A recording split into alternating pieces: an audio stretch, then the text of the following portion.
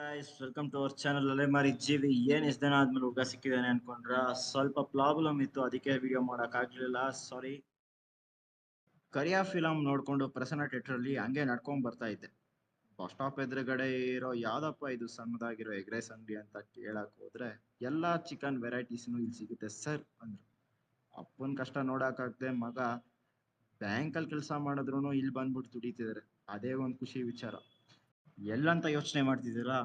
ಮೆಟ್ರೋಪೋಲ್ 261 bus stop ಎದುರುಗಡೆನೆ ಇರೋ ಒಂದು ಸಣ್ಣದಾದ ಅಂಗಡಿ ಇಟ್ಕೊಂಡು ಎಲ್ಲಾ ತರ ವೆರೈಟಿ ಚಿಕನ್ ಮಾಡ್ತಿದಿರೋದು. ಇದು ನಮ್ಗೆ ಗೊತ್ತಿರೋ ಅಂಗಡಿ ಆಗ್ತಿದ್ರಿಂದ ಕಡಿಮೆ ಮಾಡ್ಕೊಡ್ತಾರೆ. ನೀವು ಹೋಗ್ಬಿಟ್ಟು ಈ ವಿಡಿಯೋ ತೋರಿಸಿ.